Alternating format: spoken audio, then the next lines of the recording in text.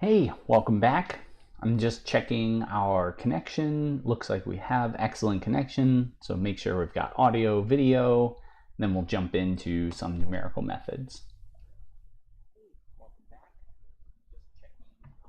Seems like we have audio, we got video, we got a connection. All right, let's jump into it. This is our last kind of streaming session for our computational mechanics work. Tomorrow's 4th of July, so it's the end of the class. If there's any work, so right now I'll do a little bit of logistic updates for today. So we did modules 1 through 4 over the last 5 weeks, and there's been a lot. Hopefully what you noticed is that a lot of the concepts that we covered in module 1 and 2, they keep coming up again in 3 and 4. And then same thing, like even this 5th module, this one is extra credit. So if you want to work on it over the weekend, I'll accept it up until Sunday at midnight.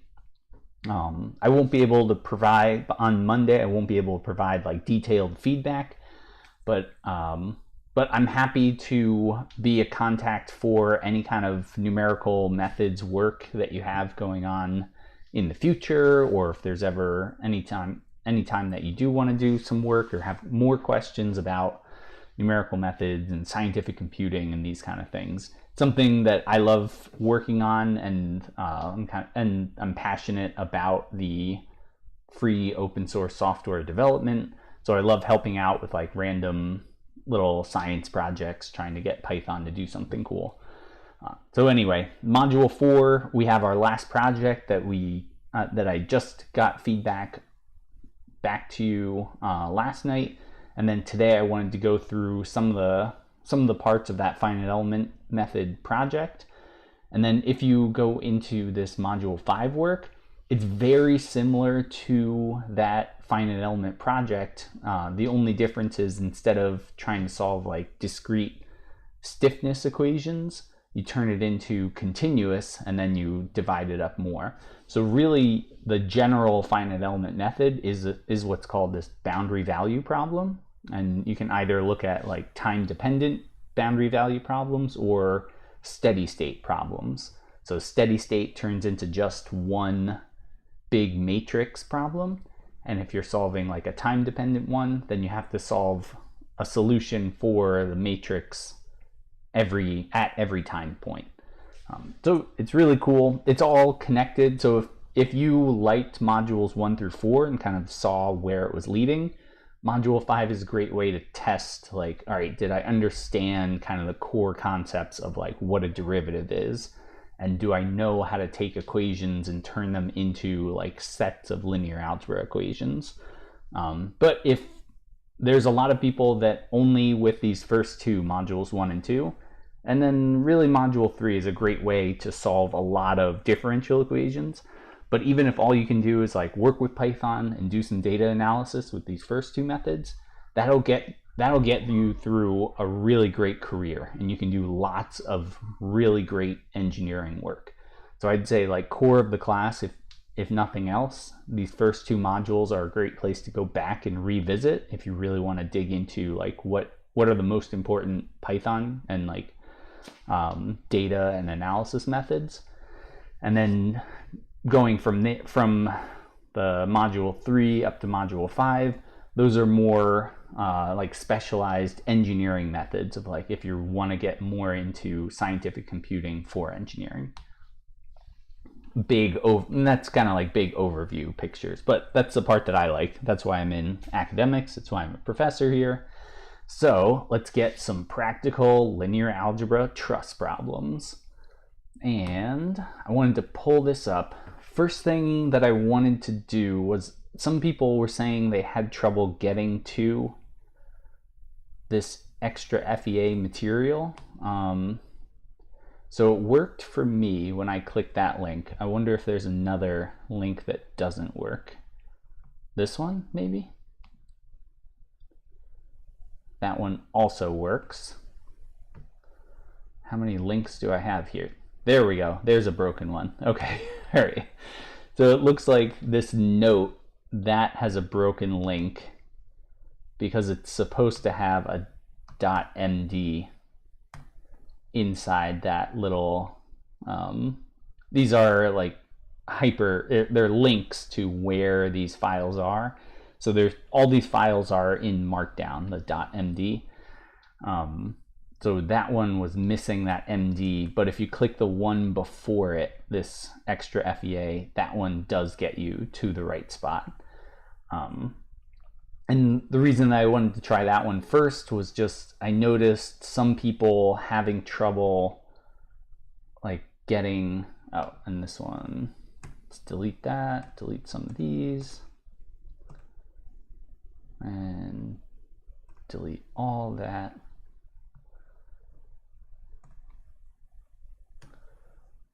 And just starting from scratch. I noticed some people had trouble getting this stiffness matrix, or maybe there was confusion about where, like, do you need to create it, or do you need to like copy this into your own array? And the goal here was not to have you create this stiffness matrix, like it general, and this is outside the scope of the class, like more specialized finite element method information, but big picture finite element stuff of like how things work for finite elements. The first thing you do is define your material properties and your geometry. So in that case, what we did here is say that this is all like some kind of uniform steel or aluminum structure. So we're saying like, all right, this is a truss. It's all uniform cross section, and they all have 300 millimeter length beams, and each node is like a connecting point, that they're solidly connected at each node. So we can draw these triangles and say each of these elements 1, 2, all the way up to 11, are connected to each other somehow. And when we look at this extra FEA material, there's more background in like how, I have it open in 2 spots. More background in like how these things get created, like how the stiffness gets created. But I'm just gonna scroll down. So like here in this single triangle, we have a stiffness matrix that has whatever. So we have 3 nodes, each with 2 degrees of freedom, but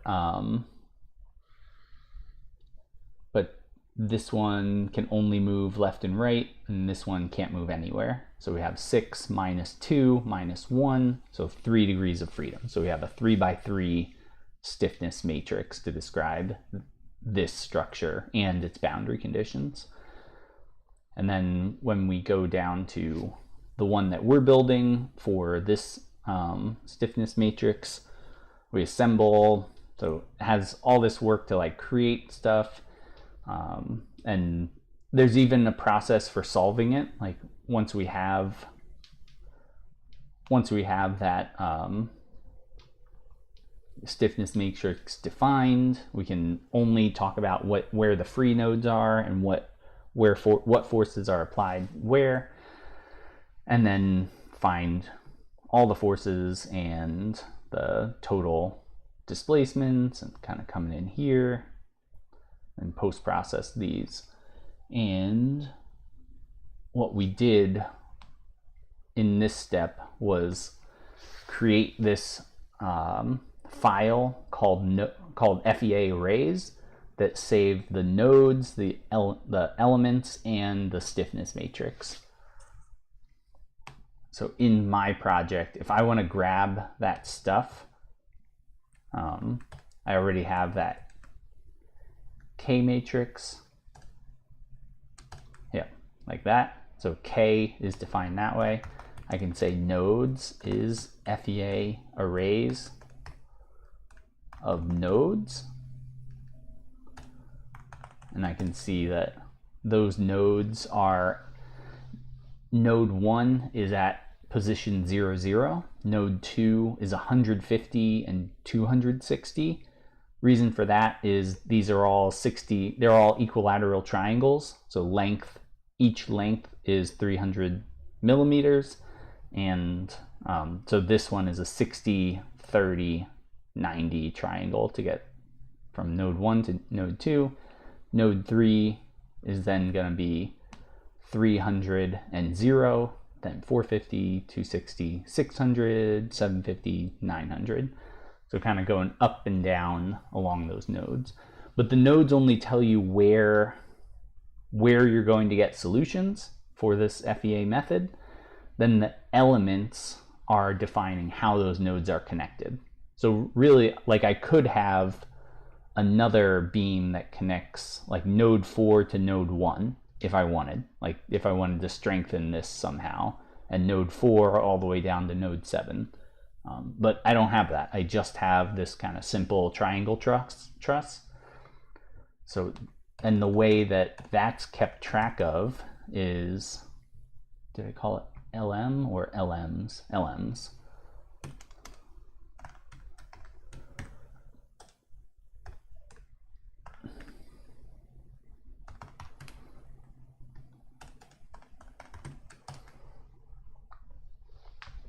And again, this is, a lot of this is like kind of background information about like why this works.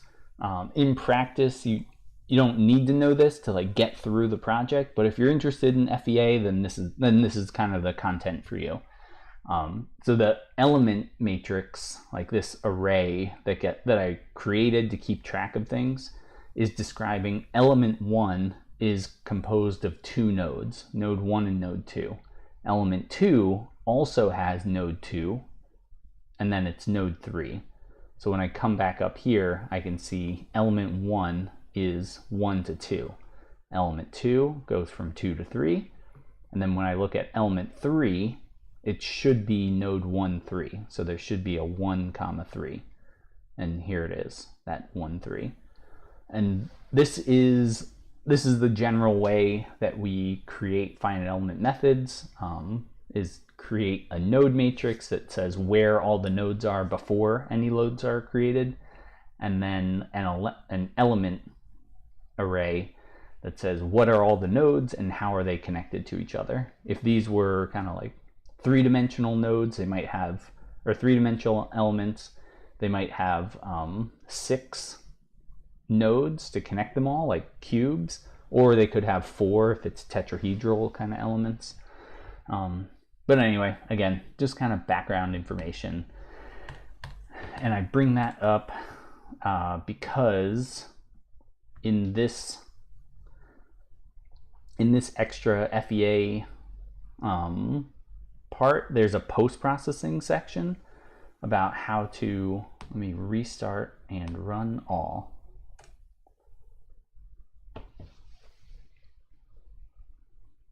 But it gives us a way to see, sometimes these, oh, there it goes. It gives you a way to see like what is this force doing to that structure. So yeah, and that's all that's this post-processing is. But in order to get this to work, I need IX, I need R, I need U, F, I need all those things defined as part of my code.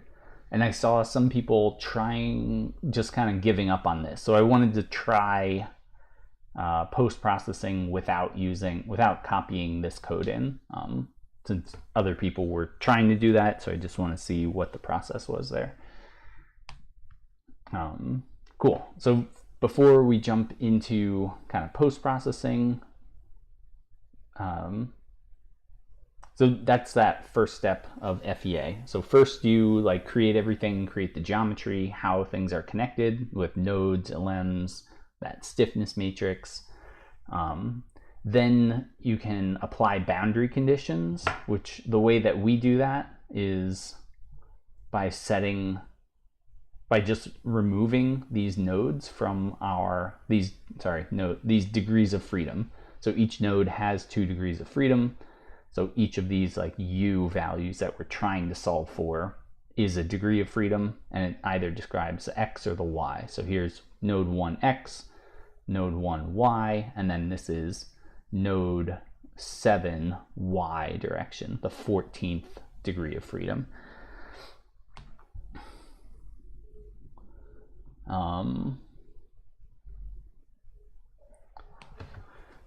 And when I look at the condition number of the total stiffness, this is the same problem that we had in homework 1, where we were looking at, or sorry, not homework 1, problem 1 of homework 4, my bad.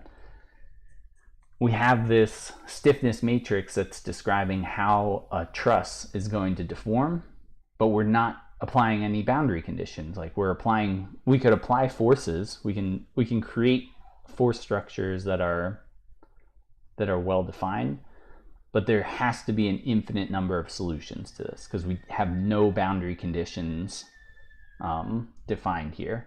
So the expected error is like some kind of 10 to the 17 minus 16, so about 10. So if I try to solve this and I get an answer, really it's plus or minus 10, best case scenario. And then meanwhile, if I have the condition of k with 2 through 13, this is 5 times 10 to the 10. So 10 to the 1, or sorry, 5 times 10 to the 1. So 10 to the 1 minus 16. So now I have expected error of about 10 to the negative 15. And the reason that condition number is so large is because there's an infinite number of solutions. It's not so much that I saw the words like unstable or what was another one? Not untrustworthy, something along those lines. But the main thing is like if a condition number is really large, then that means that there's two things that lead to a large condition number. One is that you just have an infinite number of solutions. So it's not that there's multiple, it's that literally any solution not any solution will work, but there's an infinite combination of solutions that will work. And then the other reason that a condition number could be large is like if there's very stiff problems, and that would happen. I don't know if it would happen in this case, but if we were looking at like steel structures deforming rubber, like being attached to like rubber things, where the rubber is thousands of times more compliant than the steel, then we might run into like a large condition number because the rubber is so much softer than steel. So that could be one case, is that you have a large condition number because there's a big change in actual like structural stiffness of your problem. But we don't have that. We have a whole bunch of uniform steel rods, and they're all deforming around the same amount. It's not like one is going to stretch 1 meter and the other one's going to stretch 1 micrometer. They're all going to be on the scale of like 1 to 20 millimeters. So just when you're thinking about the condition number, that's kind of why that thing's coming up. All right, so now this is the real part of this is the real like linear algebra part of finite element method. Once you have stiffness defined, your boundary conditions defined, then you're just solving a linear algebra problem, which is what we've done 20 times now for module 4. Like every problem was some version of set up a matrix, set up the right hand side, solve it somehow, like either Gauss elimination or LU decomposition or something, right? Aluminum? Maybe I spelled it the aluminium. I tried to spell it in some new. All right, so I've got K let me set up my F is np dot zeros of 11. The fifth one is going to be negative 300.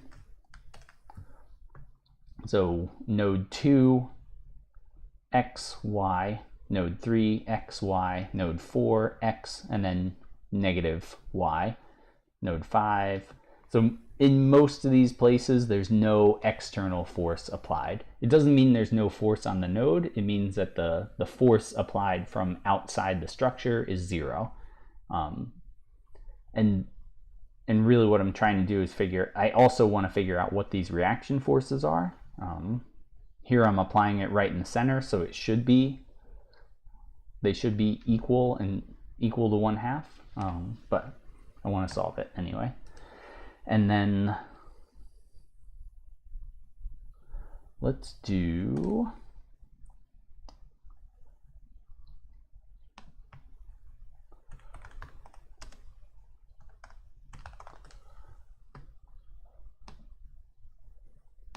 I want to grab this LU solve and use that here.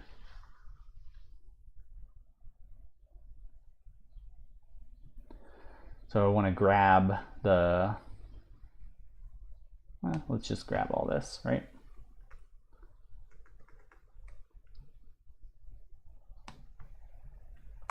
And I'm not trying to do that one. What I want to do is LU factor of K of 2 through 13 and 2 through 13, like that.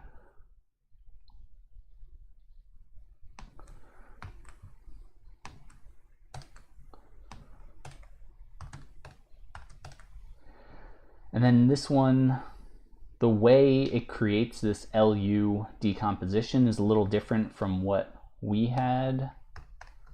Let's see.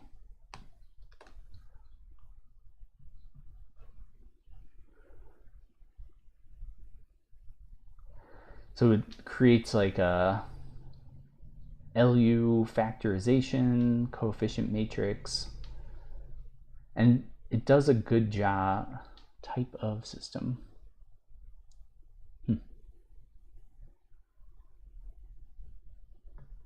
Oh yeah, that LU factor, that's what I was trying to figure out. So LU factor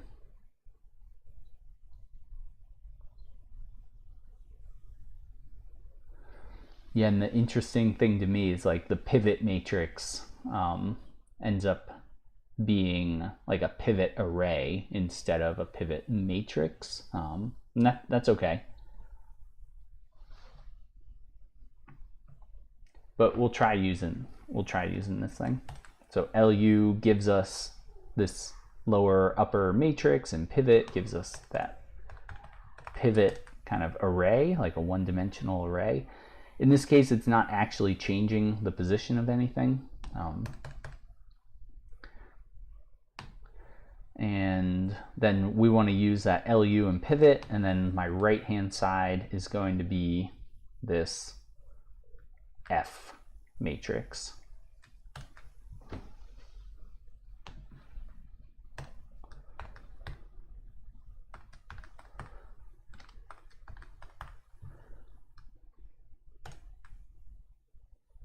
Oh yeah.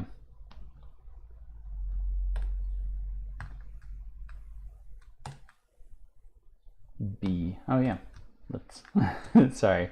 I'm using this all close here because that's what I copied from documentation. And we end up with true. Just everything. If I take K times X minus F, it should be equal to 0, and sure enough, it is equal to 0. Because I'm taking the solution that I just got, the LU solve solution. So that means my X is all of my, oh, you know what? And I don't know if you had done this too, but right now my stiffness matrix is all in 1/millimeters, and my force is in newtons. So the units don't work out. So right now, these are all, the stiffness doesn't have a Newton per meter unit. So I need to divide this by E and A. E is 200 E3, A is 0.1. And once I do that, now I get some more, it's still deflecting a lot. And someone else pointed this out inside their project. Like, why are these displacements so large? And 0.1 millimeter square is very small. Like, it's almost fishing line. Like, it's as if we're creating a wire truss or like a, yeah, I think thinner than a coat hanger. Let's see, coat hanger cross section.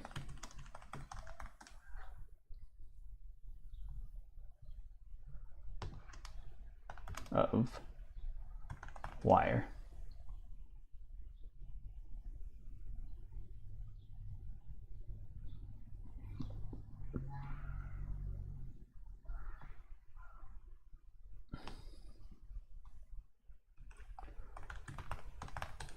Diameter, let's see, 4 millimeter, not interested. 2.2 is standard. So even a coat hanger is 4 millimeters squared. And some of them are up to like 20 millimeters squared. So we're talking like almost fishing line, like thin wires to create this truss. And the reason it would be hard to even build that, of just like these little tack. I think even trying to weld it would destroy the wire because it's so thin.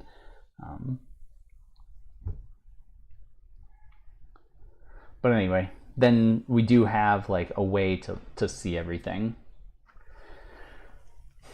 Okay, cool. So I have answers here, and that gives me, now I know everything about the displacement. So if I say U is NP dot zeros of 14, U of 2 through 13 is X. Now I have all 14 degrees of freedom because I know node 1 in the X and Y couldn't move anywhere, and node 7 in the Y direction couldn't move anywhere, and all the rest of them moved somewhere. And I could add extra boundary conditions in here. Like I could have said that this right-hand side can't move left and right, that it's also pinned, but I didn't want to do that. I just wanted what the minimum set of constraints would be. Cool. All right. So I have U, I have all the U's, but when I look at the forces, these forces don't add up to 0. Like overall, the total applied force is negative 300, but it should in the X and Y directions, like : 2. So in the X direction, total force is 0. In the Y direction, total force is negative 300. And I'm doing start to end. Starting point to the ending point is just all of them, and then skip every other one. So I'm looking at every other force applied. So what I want to do is figure out what the rest of these forces are. And it is in this extra FEA material part. You might have noticed like this step is like solving for the reaction forces, and that's what I want to do here. So F, should I overwrite it? I'll say F all is E times A times K, and this is the full stiffness matrix, like what the total stiffness of that thing, times the full displacement vector. Fall. So now I have 2 times 10 to the negative 14. It's basically 0. Like most of these things are 0.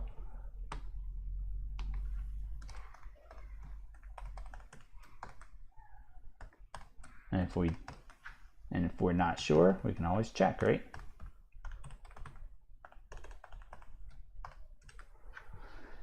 Most of them are 0. They're pretty close, except for node 1y and node 7y and node 4y.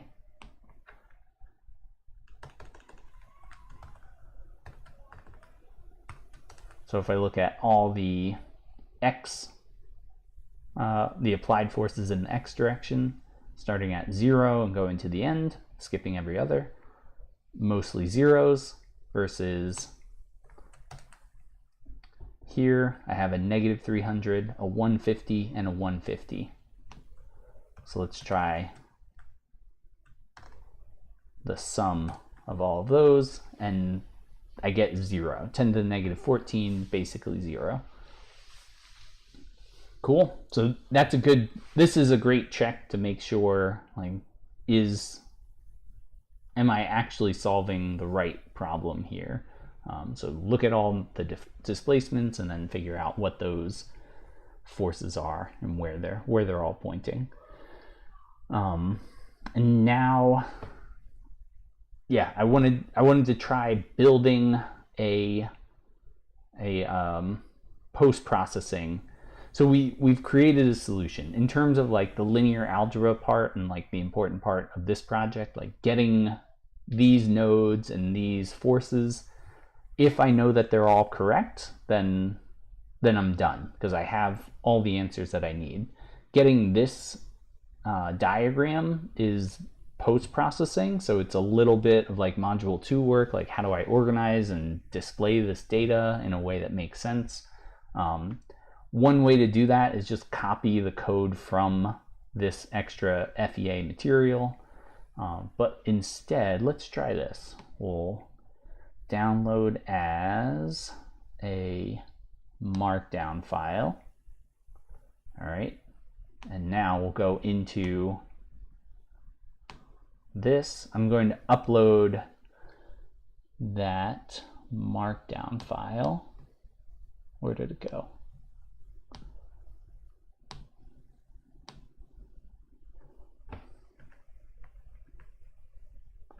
Oh. So where did this thing go? Oh, it says a zip file. That's weird.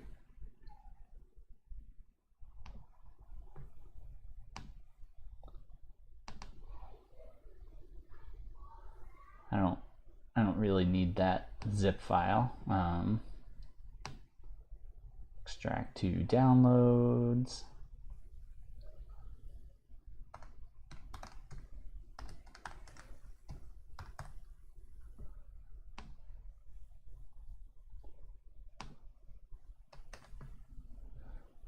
So let's try that again.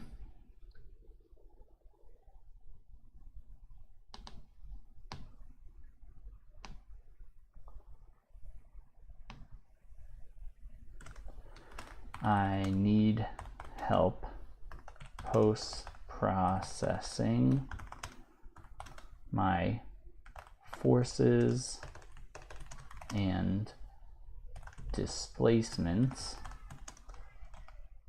from this extra FEA material file.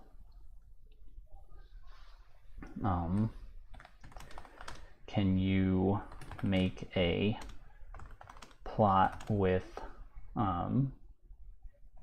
each element colored for how much strain? And I'm just adding something because now I'm wondering how well it'll do. How much strain is in the element, and make arrows to describe forces applied and node displacements. And let's see what it does with that. So what I'm doing here is by giving it, so we already in this learning coach, like it's been given some initial prompts to say like, hey, I want you to be like a Python expert. You're teaching me how to use this stuff. So we've already done some initial prompt engineering by just clicking on this learning coach agent. Now I'm giving it a specific file and saying like, hey, help me make a plot. And let's see, here's the code. Cool. So it's loading up the arrays that I wanted it to. And let's see. Let's just copy this in and see what happens.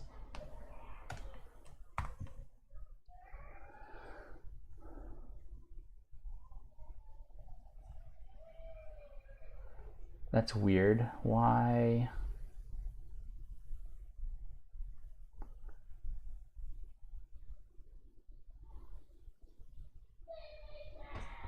So this is like creating its own displacement. So I don't want to do that. I'm just gonna leave. I'm gonna like force it to do what I want it to. But it is going through figuring out how much strain, using like a engineering strain thing here. And the reason I know that is like it's going element by element using that node matrix, which is what we first started talking about. It's like how FEA is defined, and then it's finding the norm of just like,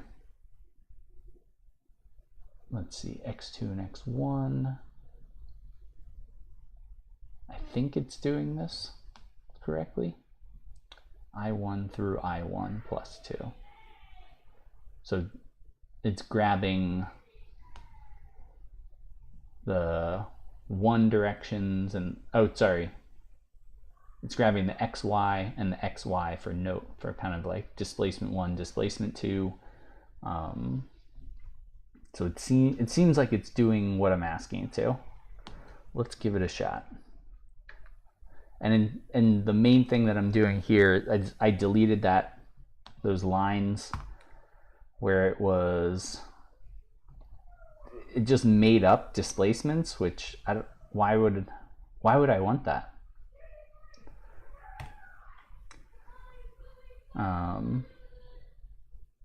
So K is defined. Why is it loading this in there twice? Oh, I think just,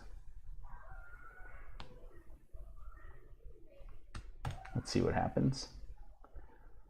It's not bad. It is giving me some kind of strain. I don't love it.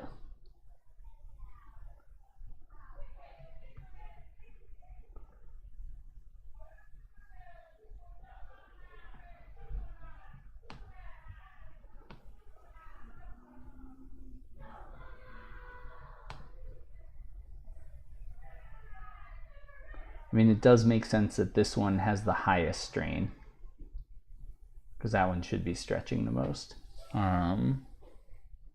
Scale is 10, so why is it not?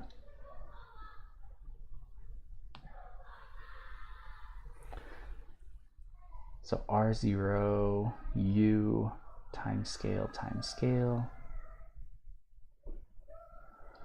I don't know why. These all seem like they're in the wrong locations.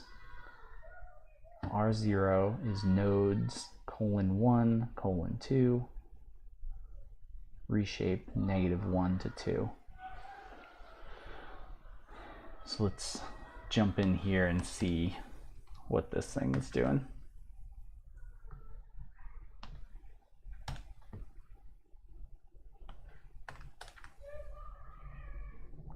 So R0, 0, 150, 300, 450. That's weird. Did it create its own nodes? Because that's not my R0.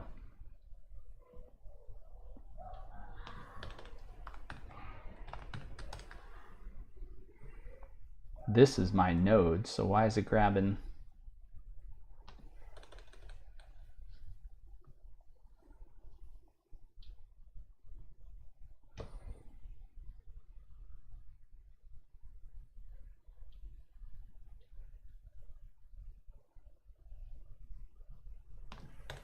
Let's do a scale of 1.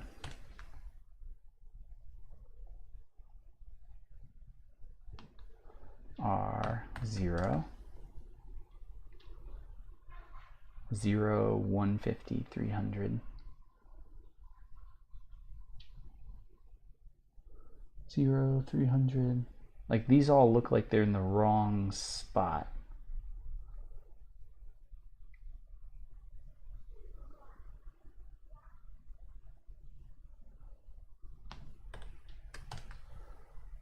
And then R should be this nodes plus the displacement. But it's getting all messed up for some reason.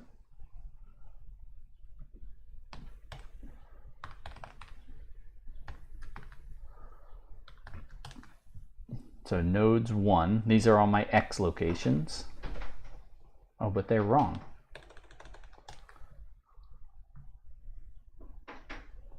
Oh, 0, 150, 300. Those are okay.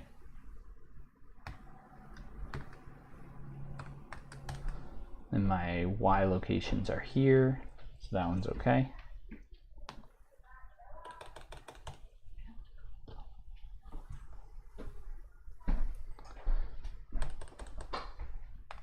So maybe this is okay. 0, 150, 300, 450.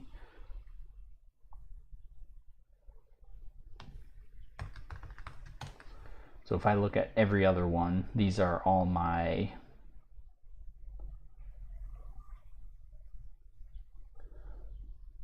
colon 0.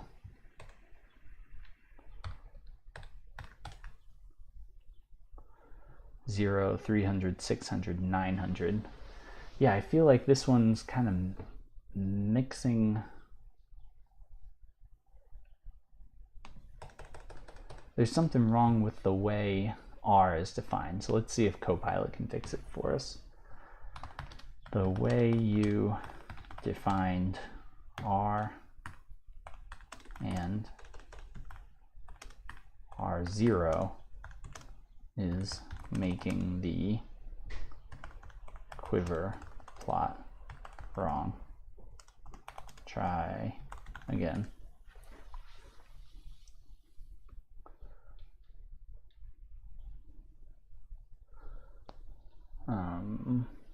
Let's grab this, come back to here.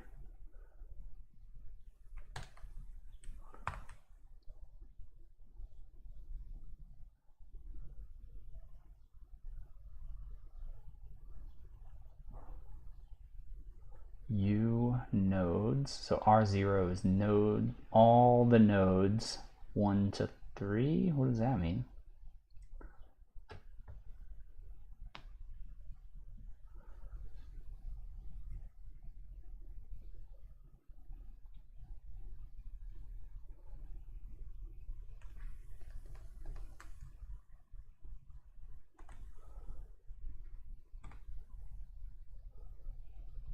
Let's try that.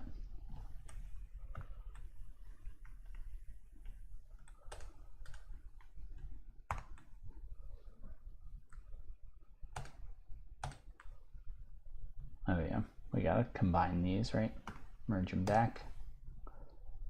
That looks better. At least the nodes are in the right location, right? It's still just showing everything here. Let's see. segments. Like really I would like the segments to be the deformed locations, but it's not bad.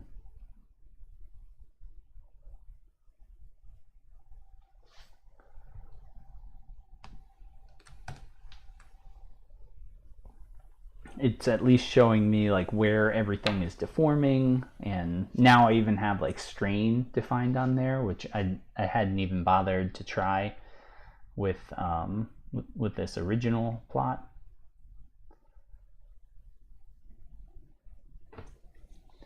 And if I change this to aluminum, let's see what happens. Oh yeah, I should update this one. So I don't, once I do this LU factorization, I only need to do it that one time, because K is the same K no matter what. It doesn't matter what, it does matter what boundary conditions I have, but it doesn't matter what material it is.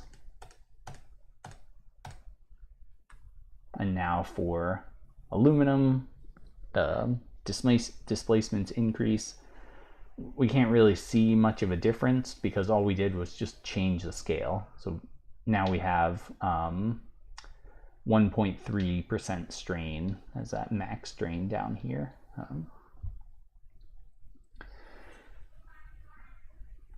And let's grab 16. Wait. Oh. Because F got redefined.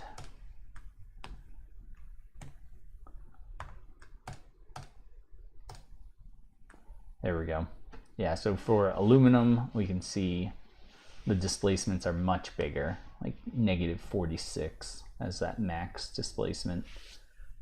And again, it's because aluminum is not as stiff as steel, and there we go. Now, that's more what I expected. It's like 3%.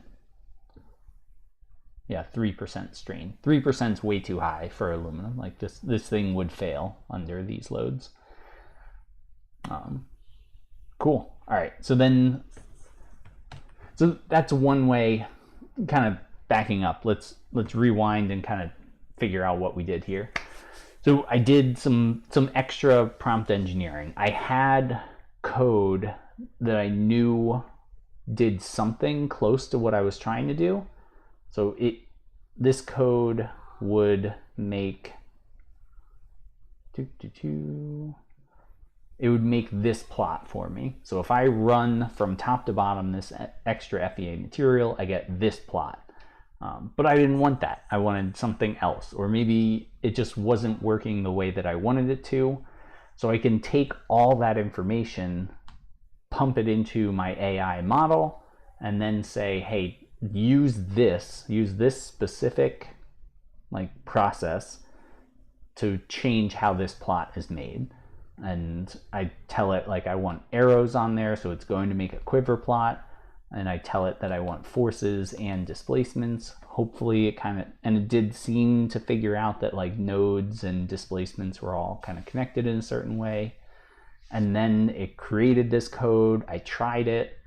You definitely got to check line by line.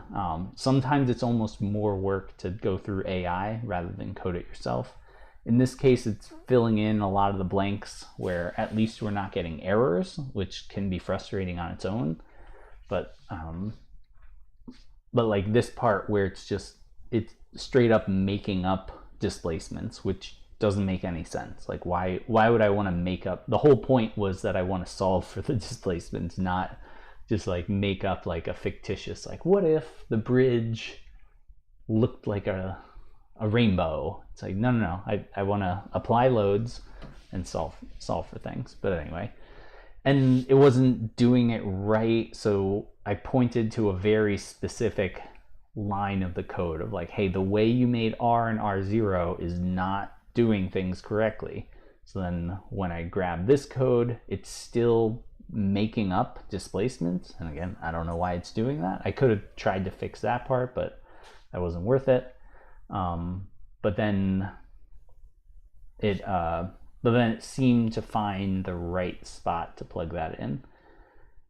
And really, if I wanted to go further, I would say like, all right, show me in the strain plot, show me the deformed structure, not the original structure shape. Okay, so then last part is determining this cross-sectional area. Like, how do we get it to move less than 0.2 millimeters? So for this, really the things that I need are that LU and pivot, which is not changing. So the only thing that I really need are these kind of 4 lines of code. I'm going to grab, let's merge these together and grab these few lines of code just so that F, because I keep redefining F. So let me start with aluminum. So aluminum, based on this modulus and this cross-sectional area, deforms almost 50 millimeters. If I double that, this thing should change. So by doubling the area, I increase stiffness by a factor of 2. So this 46 will become 23. If I double it again, 23 will become 11.5. And this is always the case that because this is a linear algebra problem, it's always a linear solution. So even if, so let's take all this stuff, define my FA of A, and then E equals 70 E3. So I don't need to define either of these. I can comment those out.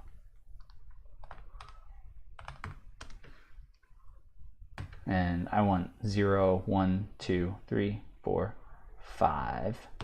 Same place, so in the same place, wherever I applied that force, that is the max displacement, at least in this case. That's not always the case for finite element, but in this case, the way things are defined, I want to take that minus that 0.2. So I'm creating a new function where if it's 0, then I've reached my solution.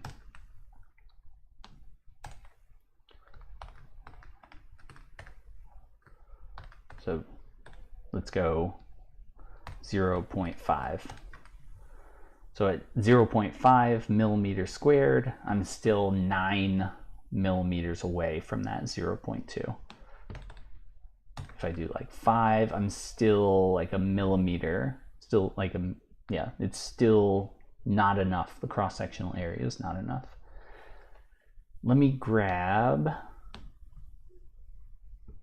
not there, because what I want to show is kind of like from these root finding methods, coming all the way down to this modified secant. Where is it? That's FV, fall drag, mod secant. And I could, there's lots of places to get this modified secant method. Like it's a very common root finding method.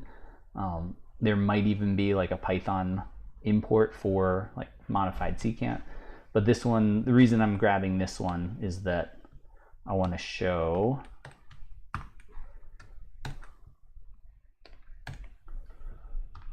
mod secant of my FA, and I can give it any, oh yeah, first the inputs are the step size that I want to use. Really any step size will work, but let's say since we're trying to get to 0.2, let's say like 0.001, and I can give it any x0. I'll start at 0.1 because that's where we started to begin with. infinity. Oh, because I'm dividing by area here.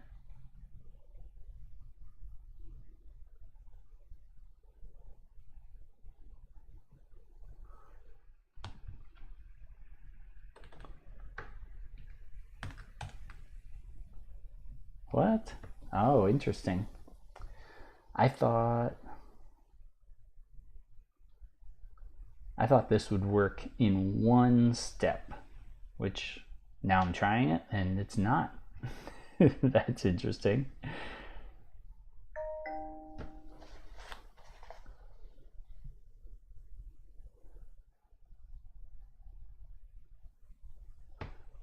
Why is it not doing that? I would have thought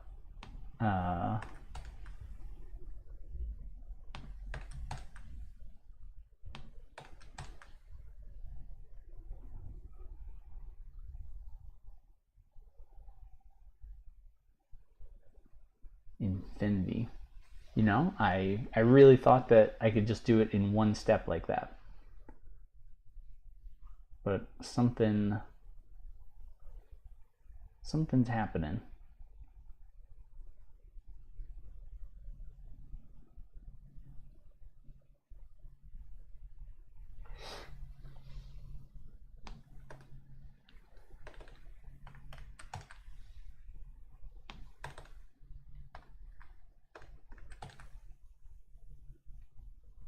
So if I start negative, that's weird. Oh, sorry, that's why. Absolute value.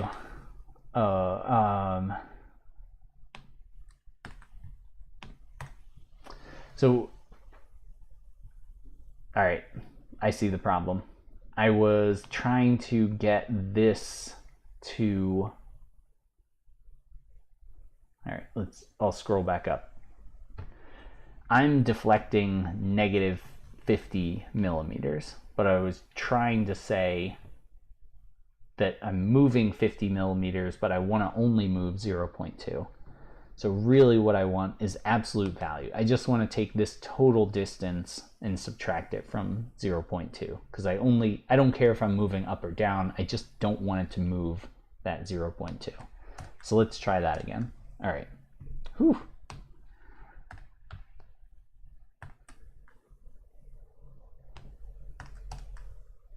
There we go. Oh, 12 steps. I'm surprised.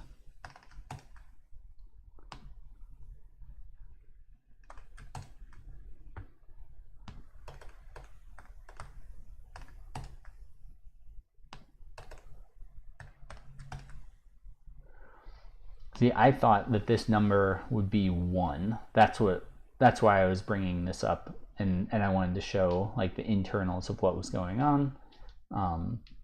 But it's not quite 1. All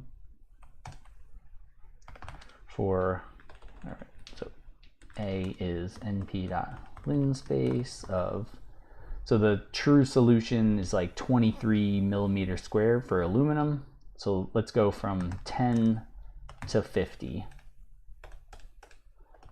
and plot A and my FA of AI for AI in A. And that's why we have like because we have that 1 over A, but for the most part, like if the area, if you have twice the area, then you have half the deflection. But it is technically we do have like that 1 over A kind of connection here. But it's linear in terms of like double area is, because if I plot 1 over A versus that, it is a straight line. So the inverse, double A is double stiffness.